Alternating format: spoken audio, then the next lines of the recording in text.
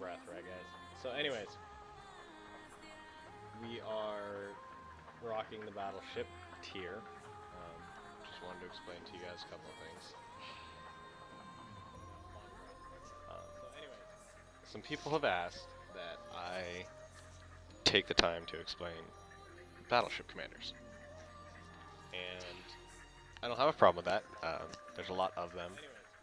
The only thing that I'm going to say is that I'm just going to go over two sets that I've come across for a while now, and I am going to give you two sets that are just very basic, and you can modify them as you see fit. You know, substitute commander if you don't want a certain aspect of it. Take the time to explain. But the long story of the short is this is going to be how to set up two different types of battleships.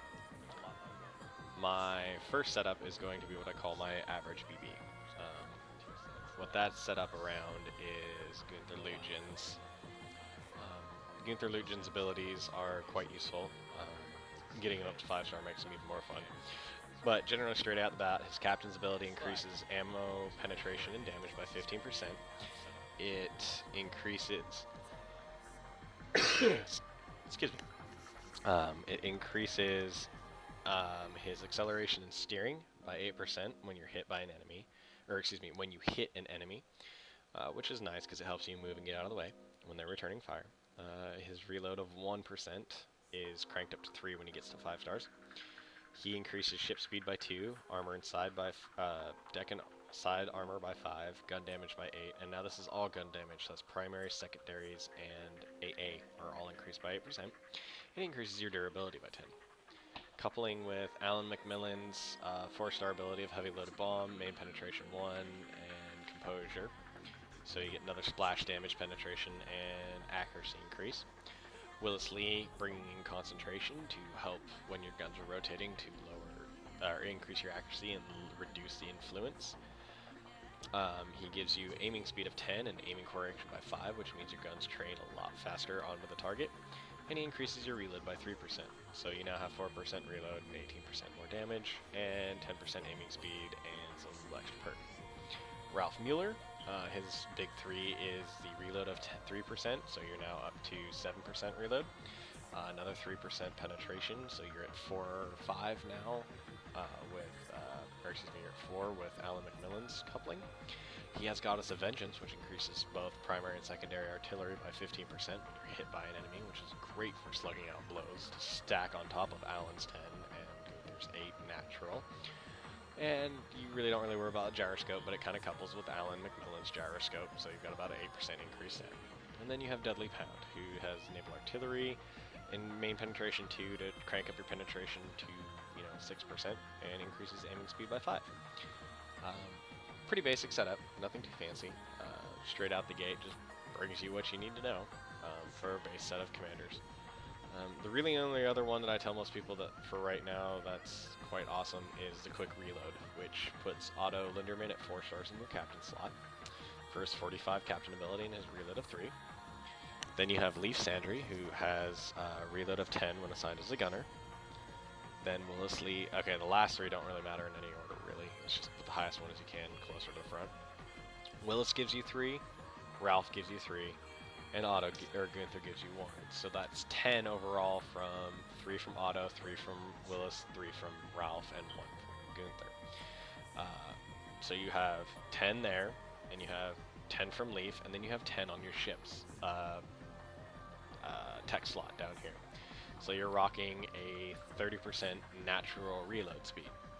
Then you fire off Otto Linderman's 45% reload speed, and lo and behold, you have a 75% reload speed for 15 seconds, which means about 4 rounds, depending on the ship. This is equally huge for Japanese ships to get their guns doubled over, because Japanese, while having powerful guns, have a horrible reload speed, and this will help with the reload. But those are just two, captain sets that I just make a quick video on for people to see who to put on there. So again, for quick reload, it's Otto, Captain, Leaf, Gunner, and then Willis Lee, Ralph Mueller, and Gunther Luchens to bring up the rear, to bring that collection together. The other one, which is the all-around penetration, damage, and health, you have Gunther as the captain, Alan as the gunner, Willis, Ralph, and Dudley all can be wherever they want in the last three. Just make sure your highest is sitting on steers and comms, and your lowest sitting on the repair. But that's just, like I said, a quick little video. There's some tweaks to it, so if you have any questions, just go ahead and ask me. But those are just two really quick and easy setups for people to follow for battleships. So from battleships, just switching over to carriers really quick. There's a couple of different ways to do this. I have done a couple of videos, pretty in-depth videos on commanders for that. But just a quick rundown for commanders. What I have right now is Yamamoto Yosiroko. I'm grinding him up to level 7, which is giving me increased shipboard speed by 5 and decreases flight deck reload by 8. So my planes get out faster, and they are also faster. He increases ship disguise by 2, forthright, Admiral's Chosen, and bomb aiming device, bring about a well-rounded ability, especially since Admiral's Chosen reduces flight deck reload time by 15%. So if you couple that with the 8%, you're looking at, 23% reload speed on your planes, which is really useful. James Johnson will be 4 stars here eventually, and he's going to be my gunner. He has a high battle power, there, and he brings the very important gunner slot on my carrier up to par, which increases my aircraft's dodge ability up to 63. Get him up to level 4 star. I think that jumps up to about 68, where it plateaus out. After him, the big thing about James is he just increases your fighter damage by 10%. Huge. You just need it. Everybody runs it. If you don't have it, you need to get him. He does increase dodge chance and steering performance, which is really especially helpful for American planes because they are big, but they are not nimble. They get torn apart by British fighters pretty constantly because of how nimble the British fighters are. Then rocking Chuichi Nagumo, excuse me, sorry. The thing about him and Yamamoto, which was really frustrating, is the emergency dispatch as a captain ability is an amazing ability. It decreases carrier cooldown time by 30%, increases aircraft speed by 10. Now, that is a huge increase over 15 and 8, but the thing of the matter is the Oriental Blitzkrieg is continuous, whereas this only lasts a minute. Now, a minute can make a difference in a lot of ways, so there's a lot of going back and forth about who would be the better captain in that regard. Either way, his increases the durability of all shipboard aircraft by 3% is huge. The one big thing that Yamamoto's thing is Admiral's Chosen. It allows you to increase reload time by 10, reduce reload by 10 and increase damage by 10 and reduce flight deck. So if you're getting down to the wire where you've got to use your guns on, like my midway, for example, I have 18 of them, 9 on each side, and I've used them quite a bit. You can smash into people and get a lot of firing down and done. Next up, the Arnold Shelby is amazing. Torpedo bomber, damage increase, increased airplane dodge and circle training and fuel efficiency. Nothing really wrong with him. He's great to pull about. Even his 5-star ability is actually pretty cool. He gets Hawkeye, which is kind of awesome. Circle training becomes Hawkeye. Love it. Honestly, it's great. Unfortunately, the other Hawkeye is another tier 4 who is I don't have him currently. Sadly, I wish I did.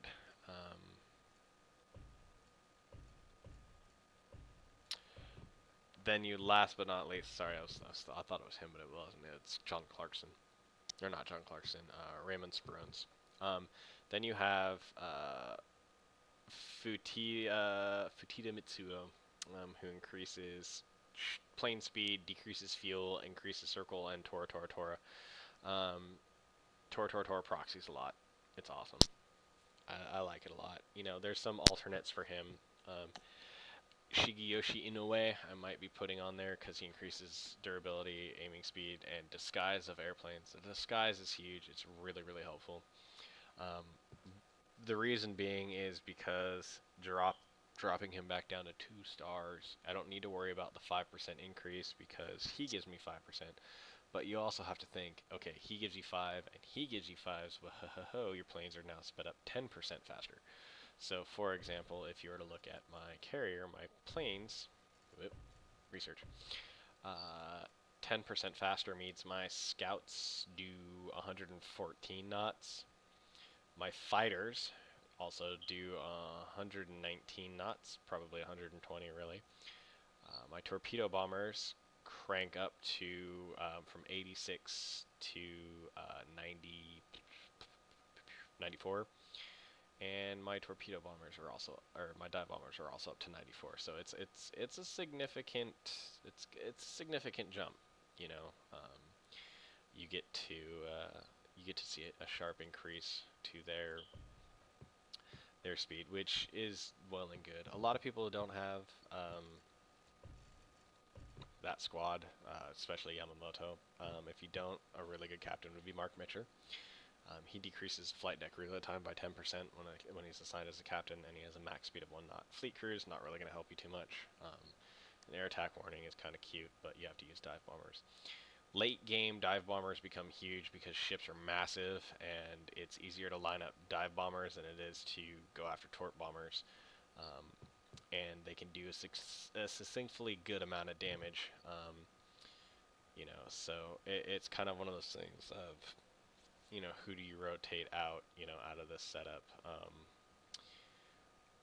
It's really tough because you look at Chirichi Nagumo and he's got durability, and then you've got, I wish Inoue was increases maximum plane durability by 2, but not your ship. But unfortunately, that's not how it goes. So it's kind of a toss-up. Do you want to get the shipboard aircraft increase, or do you want to get your own increase and increase disguise? You know, Arnold Shelby, a lot of people have talked to me about him and said, like, hey, he's not that great, but the dodge of 2% on top of, like, this 2% on top of, you know, his 2%, it's increasing your airplane's dodge. That's huge. His ability really is just basically the speed of 5% boost, which, you know, a lot of times, like I said, you can change out if you want disguise, aiming speed, and air attack warning. Out of the four-star guys, Raymond Esperance is the one that gives scouting range, potential accuracy, and stuff like that. The downside is he doesn't really get a good legendary ability. He just speeds up the airplanes taking off.